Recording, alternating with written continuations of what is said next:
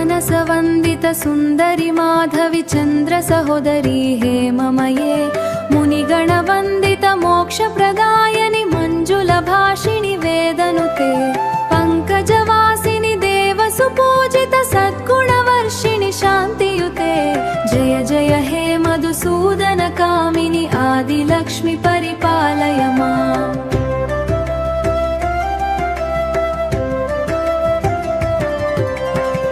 कलिकल्मषनाशिनि कामिनि वैदिकरूपिणि वेदमये क्षीरसमुद्भव मङ्गलरूपिणि मन्त्रनिवासिनि मन्त्रनुते मङ्गलदायिनि अम्बुजवासिनि देवगणाश्रितपादयुते जय जय हे मधुसूदन कामिनि धान्यलक्ष्मि सदा पालय माम्।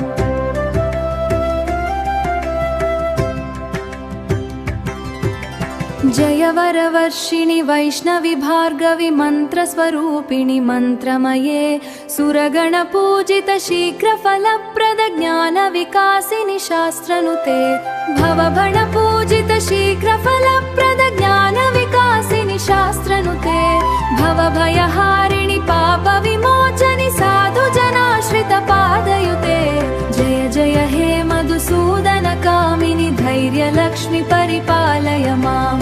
जय जय दुर्गति नाशिनि कामिनि सर्वफलप्रद शास्त्रमये रथगजतुरगपदाति समावृत परिजन मण्डित लोकनुते हरिहर ब्रह्म सुपूजित सेवित तापनिवारिणि पादयुते हरिहर ब्रह्म सुपूजित सेवित तापनिवारिणि पादयुते जय जय हे मधुसूदन कामिनि गजलक्ष्मि रूपेण पालय माम्।